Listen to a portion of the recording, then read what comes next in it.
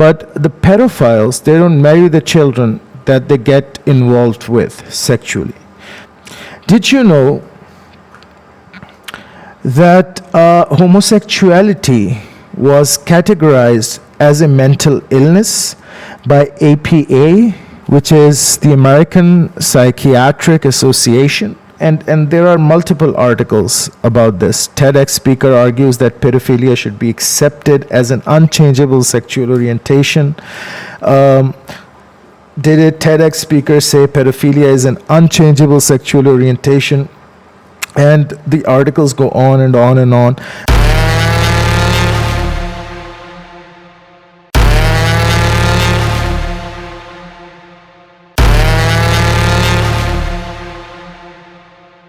But that is not the only meaning that can be derived from this ayah. Allah ilam yahidn, it includes both the women who have never had menstruation because of some medical problem, medical issue, and also children who have never menstruated, preteens, children.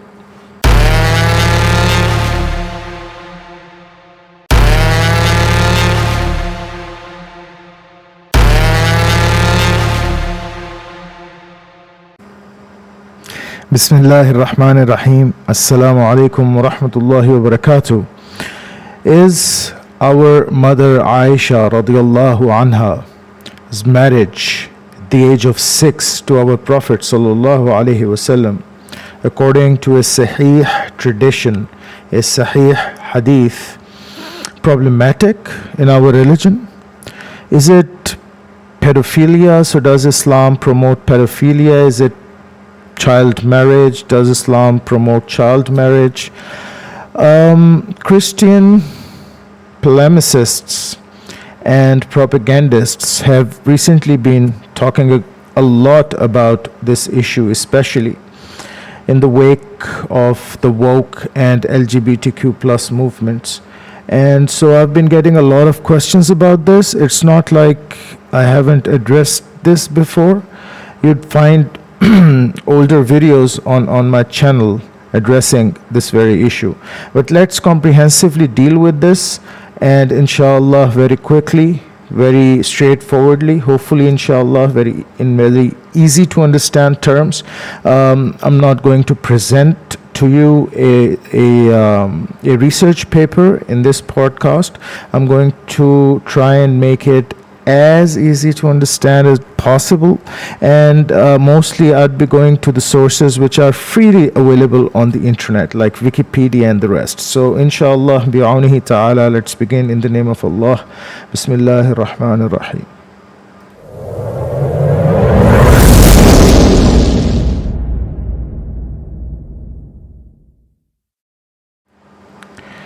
Alhamdulillahi alladhi anzal al-furqan وجعله هدى للناس وبشرى للمؤمنين والصلاة والسلام على أفضل الأنبياء والمرسلين وعلى آله الطيبين الطاهرين المتطهرين وعلى أصحابه الراشدين المهديين وبعد. أعوذ بالله من الشيطان الرجيم. بسم الله الرحمن الرحيم. رب اشرح لي صدري ويسر لي أمري واحلل عقدة من لساني يفقهوا قولي. آمين يا رب. First, before going into any details, the first thing I want to point out here is that especially the problems that the Christian polemicists and propagandists point out, especially these days in recent times.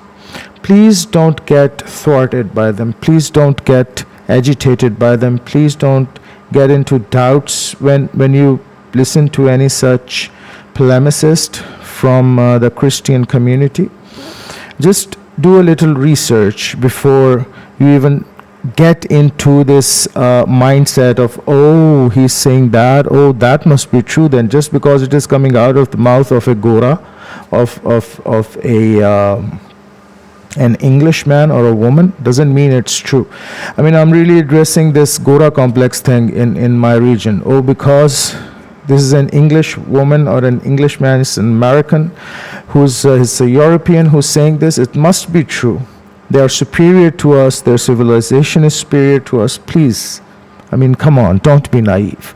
So whenever you come across any such videos or any such articles, please just relax, take a deep breath, and do a quick research. You'll find that it has been refuted already multiple times. Same is the case with this so-called problem that the Western intellect, nowadays especially, is so keen on bringing up. And unfortunately, many of my youth also falls a prey. And it's to this kind of narrative, and it's not really their fault, because as I'm going to point out, inshallah, in coming minutes, really it's some of the things that they point out and they bring out seem very logical. Asking a question, well, can a child get married in the age of 6, is a pertinent question in today's world, right? Child marriages and child abuse and whatnot is rampant. And so I don't blame the youth. The only thing I beseech you guys to do is sit back and relax before making up your mind, before going down the route of, oh, but he or she is saying this, so it must be true. Just do a little research and you'll come across many videos and many articles refuting all of these problems. So there are 3 major things that I want to point out, and inshallah, once I've pointed these out, this problem will be resolved for everyone. The first thing is, when we say, does Islam promote pedophilia? This in itself is a fallacy. Pedophilia is a sexual orientation. It does not involve marriage. Call it a sexual orientation, call it a disorder, call it whatever you like. But the pedophiles, they don't marry the children that they get involved with sexually. So this is the first problem with this narrative. If somebody comes up to you and says, or you read an article somewhere, or you come across a video, somebody saying that, Ayesha radiallahu anha's marriage with the Prophet sallallahu alaihi wasallam is an example of pedophilia and how Islam promotes pedophilia, the first thing that should pop up in your head is, how could it be pedophilia? Because let's for example go to Google and search what pedophilia is defined as. And if we look at Google, it says the term pedophilia denotes the erotic preference for prepubescent children. The term hebephilia has been proposed to denote the erotic preference of pubescent children. So pedophilia is the erotic preference for prepubescent children, and hebephilia is the term that is used to denote to the erotic preference for pubescent children. So please get this in your heads and please clear this confusion. Whenever somebody says, our mother Ayesha radiallahu anha's marriage to the Prophet sallallahu alaihi wasallam is an example of pedophilia, you should stop them right there. And you should tell them you are misusing the term and thence misguiding everybody here. So that is point number 1. Point number 2. Now that we have understood what pedophilia is and how this term cannot be applied to a marriage, let's look at the problem of definition. So the most that this problem could be called is the problem of child marriage in Islam. And the definition of a child is then very important in this context. Now, please understand, there is something called the fallacy of presentism, and it's right there on your screens, right? You can see that. The Wikipedia page dedicated to this. In literary and historical analysis, presentism is a pejorative term for the introduction of present-day ideas and perspectives into depictions or interpretations of the past. Some modern historians seek to avoid presentism in their work because they consider it a form of cultural bias and believe it creates a distorted understanding of their subject matter. The practice of presentism is regarded by some as a common fallacy when writing about the past. What do you do when you commit this fallacy? Is that you interpret the past through the present day ideas. This is the fallacy of presentism, and very closely linked to this is the fallacy which is called the historian's fallacy. The historian's fallacy is an informal fallacy that occurs when one assumes that decision makers of the past viewed events from the same perspective and having the same information as those subsequently analyzing the decision. So, and this is not to be confused with presentism. So these are two different fallacies. And both these fallacies are applicable here. Let's make it very easy to understand. Every era in time has had its own cultural norms and mores, had its own set of values. So, one very fallacious thing to do is to confuse and intermingle these different eras together in terms of values, in terms of mores and norms. Things that were considered the standard are no more considered the standard in today's world. Things that were in practice in ancient times are no more in practice in today's world. There have been new definitions introduced, there have been new ideas introduced, as is common in history. And so, pedophilia is really today's concept. This concept was not present in the past. I think before 1800s, this concept was not present. And the definition of children was different from the definition of children of which we know a child by today. So we define a child from the ages of, say, less than 1 year old, because less than 1 year old up to some months would be an infant, then a child. So a child would be roughly defined by, say, 9 months old or 1 year old to preteen to 11. 12 is roughly considered preteen. 11 is also considered preteen in many cases. 10 is considered preteen, I guess. 9 years of age is considered preteen in some countries. Some countries even define the bracket of a child's age from 1 to 5 or from 1 to 6, and the rest is then preteen, because the teen starts with 13, right? So any age bracket before that would be preteen, between a child's age and a teenage. But this definition is a modern definition, is a definition of modern era. Do you really believe that 1,000 years ago, 700 years ago, even 500 years ago, people went by these kinds of calculations, like this boy is 7 years old, so he's a preteen. This girl is 9 years old, she's a preteen. I mean, not really. And I can show this to you. If we do a quick search on age of marriage, for example, and let's read from this search result.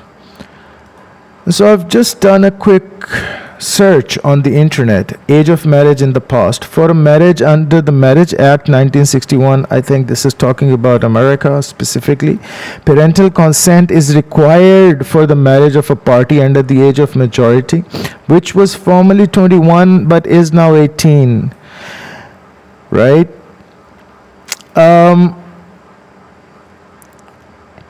In 18th century America, the typical age of marriage from middle to upper class white women was 22 and 26 for men. Women began courting as early as 15 or 16, which means the age of sexual consent is 15 or 16. The age of marriage in the 18th century was 22 or 26 for women.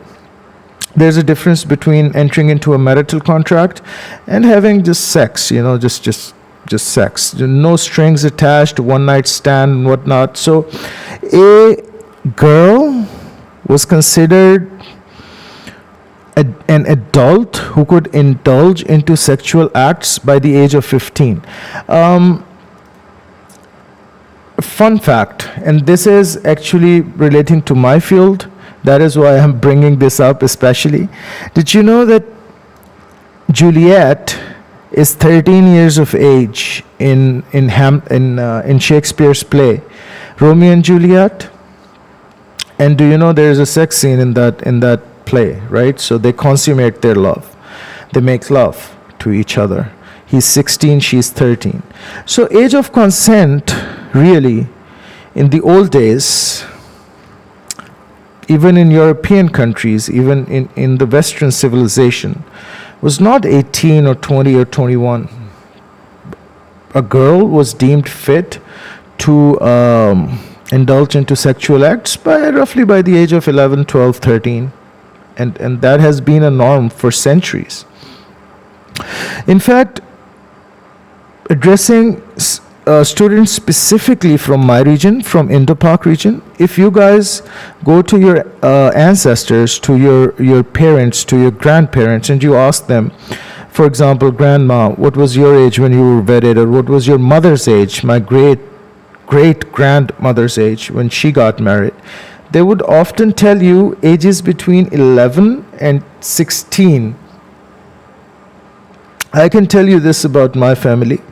Like, my great-grandmother was wedded when she was 14, and this has been a norm in my countryside, in my region. For centuries, a girl was wedded as early as possible, and 14 and above was considered a good age, a good marital age for girls, and they were called women at that age. So from very early on, they were taught how to take care of a household, and by the age of 13 or 14, by the age of 12, in fact, they were good cooks. They knew how to take care of a household and all of those things that a woman is supposed to do in marriage. They knew about those things. And so 13, 14, 15 was considered a very good age for a marital contract, and women used to be wedded in that age. So please make no mistake, don't fall a prey to the fallacy of presentism. What the Christian propagandists and the Christian polemicists forget while pointing a finger at this is that their own ancestors used to marry 14, 15 years old girls back in their times. You can pick up any treatise on Victorian era, on Elizabethan era, the European history, and you'll find these facts. And so if they turn around and say, okay, but that's 13 or 14, we're talking about 6 or 9 years old, it's still child marriage. by today's standard, if you wed a 13 years old, it's still a child marriage, right? So your argument falls apart. Also, a very important fact that I want to point out here, and how presentism and how the change in societal morals and norms affect the terms and the interpretation of certain terms and the application of certain terms. One very important fact to note in this regard is the whole conundrum, is the whole problem of homosexuality in psychology. Did you know that homosexuality was categorized as a mental illness by APA, which is the American Psychiatric Association? Homosexuality was classified as a mental disorder in the Diagnostic and Statistical Manual of Mental Disorders, DSM, it's like their holy Bible, beginning with the first edition published in 1952 by the American Psychiatric Association, APA.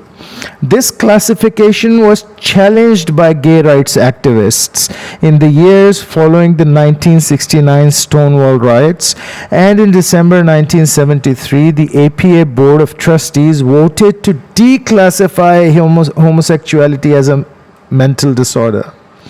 And so if I were to turn around and point this out to the Christian polemicists and the Christian missionaries and the Christian propagandists, that look, back in those days, homosexuality was a form of mental disorder. So do you agree to that as well today? They would say, no, DSM was revised. And so in every era, ideas change, norms and morals change. For Western civilization, even for a-religious, non-religious Western civilization, this was a mental disorder. Homosexuality, man marrying a man, woman marrying a woman. Nowadays, it's the norm. It's not considered a mental disorder, is it? And while we're on the subject, let's look at this. Do you know there has actually been a TEDx talk where the speaker said, and you can see this on this page, TEDx speaker says pedophilia is a natural sexual orientation, just like heterosexuality. Let's listen to this video for a minute, and copyright disclaimer, I do not own rights to this video that I'm about to play. I'm playing it for the sole purpose of commenting on it. So for commenting, it's fair use. I'm giving the credit. I'm showing you. This is the channel's name is Answers in Genesis. The title of the video is Christians Beware. They want you to accept pedophilia. So the TEDx speaker says pedophilia is a natural sexual orientation. So she says we need to differentiate between child sex abuse and pedophilia, that pedophilia is a natural sexual orientation just like heterosexuality. So they're trying to, again, normalize it. So And just so that people know, we're not just making this up, I want you to hear this for yourself. Actually, my understanding is it was a TED video, and because of the outcry, they actually took it down, but it's still on the internet nonetheless. I want to quickly summarize where we are at the moment. According to current research, pedophilia is an unchangeable sexual orientation, just like, for example, heterosexuality. No one chooses to be a pedophile. No one can cease being one. Did you guys pay attention to this? Is a unchangeable sexual orientation, just like, for example, heterosexuality. Heterosexuality, man and woman, the natural order. Heterosexuality is just, pedophilia is a sexual orientation just like heterosexuality. This is right there. You can search it on the internet. Who knows, down the road, maybe 10, 20, 30, 40, 50 years from now, APA would classify pedophilia as a natural sexual orientation as well. Maybe it would become a norm.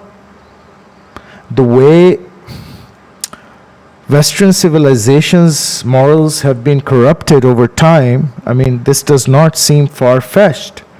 And so I just wanted to bring to your attention, and there are multiple articles about this. TEDx speaker argues that pedophilia should be accepted as an unchangeable sexual orientation. Did a TEDx speaker say pedophilia is an unchangeable sexual orientation? And the articles go on and on and on. The original video, unfortunately, is not available anymore on YouTube. It was taken down by TED itself. But you'll find these articles, and you'll find others recording of this event, or others replication of videos of this event on the internet. And so it is there. It is on the internet. It's not something that's not on the internet. So you can search it for yourself. And so just wanted to quickly bring to your attention that if we're going down that route, if we're going down the route of logical fallacies, and especially the fallacies of presentism and the historian's fallacy, then perhaps down the road, our next generations, maybe our very next generation, would look back at our time and laugh at us while we're sitting here today, that pedophilia is an illegal thing, it's an amoral thing, it's a mental disorder. Maybe it would be normalized at that point in time. Who knows, man? Like I said, maybe it becomes a norm. Maybe it would be normalized for them. Because like I said, the way the morality of the Western civilization declined, it's not really far-fetched. And so, now that you have understood both these points, the third and most important point that I'm going to make is about whether, okay, let's do away with all of the other things, with all of the confusions and whatnot, and let's ask a simple question. This is the third point, the most important point. Let's ask a simple question. This marriage of the Nabi sallallahu alaihi wasallam with a 6-year-old child and consummated at the age of 9. I mean, let's call her child. Let's call Amma Ayesha radiallahu anha a child at that age. Although the definition of a 9-year-old was different in those times in the Arabian Peninsula. So anyways, for the sake of argument, let's agree and let's say this was a child marriage. And this marriage, so the question is, the important question is, and the important point is, this marriage of Ayesha radiallahu anha and the Prophet sallallahu alaihi wasallam has what kind of a bearing on me, on you, on the Muslims, as Muslims? Because the polemicists, the Christian polemicists, then resort to this last type of fallacy, and I'll come to this in a minute, how this is fallacious as well. But more learned people like James White, etc., they then turn around and say, okay, we're not going to say this is pedophilia, or even that marrying at this age was wrong in those times, because they know they are in a glass house themselves, people who are learned, who are well versed with biblical text, because we find in biblical text many instances where women have been married at a very early age by today's standards. And so they'll turn around and say, oh, no, but the difference is that your Prophet sallallahu alaihi wasallam did this, and you follow your Prophet to the letter, you follow his sunnah to the letter. And so this then becomes a problem. That is their final argument. That's like their final hidden weapon, the lethal weapon. And this is fallacious, because we follow the sunnatil mu'akkidah. There is sunnat al-mu'akkida and sunnah ghayr mu'akkida in hukm al-shar'i. The one that we have to follow is the sunnat al-mu'akkida, the sunnah of the Prophet that he ordered us to follow. His marriage is not something that we have to follow. Then he also married a divorcee. Amma Khadija radiyallahu anha, Khadijatul Kubra, was an elder of his. I think in some prophetic traditions, it is mentioned that she was 20 years older than the Prophet sallallahu alaihi wasallam, and she was a divorcee or I think a widow when she married the Prophet sallallahu alaihi wasallam. Except for Ayesha radiyallahu anha, if I'm not mistaken, and please correct me if I'm wrong, every other wife of the Prophet sallallahu alaihi wasallam was either a widow or a divorcee. And so that is a stronger sunnah of the Prophet sallallahu alaihi wasallam that we should follow then. But it is not obligatory. It isn't. Where did the Prophet sallallahu alaihi wasallam order us to marry a 6-year-old or a 10-year-old or a 5-year-old? Nowhere.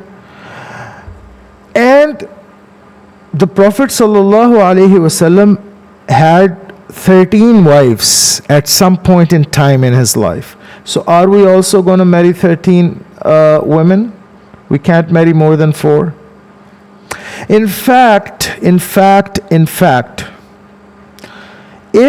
the Prophet sallallahu alaihi wasallam would not have married Amma Ayesha radiyallahu ta'ala anha at this very young age, child marriages, which are very harmful for children, would have been permissible in Islam. Yes. Please pay attention. This is the most important point that I'm going to make. And so let me introduce you to Ayah 4 of Surah At-Talaq.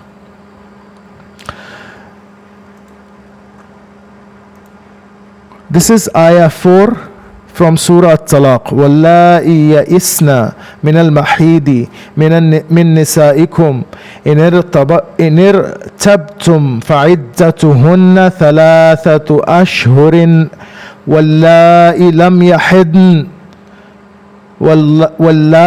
لَمْ يَحِدْنَ. Please pay attention. وَاللَّائِي يَئِسْنَ, and those who have despaired, مِنَ الْمَحِيدِ, of the menstruation, مِن نِسَائِكُمْ, from among your women, إِنْ ارْتَبْتُمْ, if you doubt, فَعِدَّتُهُنَّ, then their waiting period is 3 months, 3 أشهر. وَاللَّائِي لَمْ يَحِدْنَ, and the ones who have not menstruated, وَاللَّائِي لَمْ يَحِدْنَ. Let us read the translations. For example, let us read the translation from Sahih International. And those who no longer expect menstruation among your women, menopausal women, and if you doubt, then their period is 3 months. And also for those who have not menstruated. Sure, given this ayah can be talking about the illness, the ailment in some of the women who never menstruate, or who have a very thick hymen that then needs to be surgically removed in order for them to be penetrated or in order for them to menstruate. But that is not the only meaning that can be derived from this ayah. Allā'i lam yahidn, it includes both the women who have never had menstruation because of some medical problem, medical issue, and also children who have never menstruated, preteens, children. And this is an ayah of the Quran. If the Rasul sallallahu alaihi wasallam would never had married Amma Ayesha radiyallahu anha, it would have been permissible in our religion to marry a 1-year-old, a 2-year-old, a 3-year-old child. Yes, please understand. And this is something that has been taken to the utter stupidity by the hadith rejectors. the Qur'aniyun and the rest. When they say, oh, we reject all the hadith, and then base their rejection on the hadith, on these kinds of hadith, saying that these are very problematic, that's why we reject the hadith tradition, and we have a problem with the authority of the Prophet sallallahu alaihi wasallam. When they do all of that, what they don't realize is, if they don't have the hadith, if they don't have the seerah of the Prophet sallallahu alaihi wasallam, then this ayah actually makes it permissible for a Muslim to marry a 1-year-old child. It's as simple as that.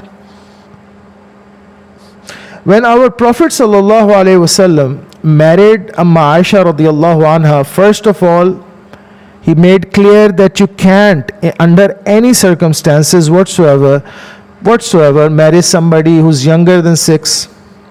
That's the first thing. Number 2, we also know from that very authentic tradition from which we come to know this age of our mother Ayesha radiallahu anha, that she was married at the age of 6. We also come to know from the same prophetic tradition that the marriage was consummated between the Rasul sallallahu alaihi wasallam and our mother Ayesha radiallahu anha at the age of 9. At the age of 9. And so the Rasul sallallahu alaihi wasallam waited 3 years before the consummation of the marriage. This tells us you cannot consummate the marriage, you cannot enter into any kind of sexual act whatsoever before the age of 9. But most importantly, further than this, the principle that is derived from this is la darara wa la darar.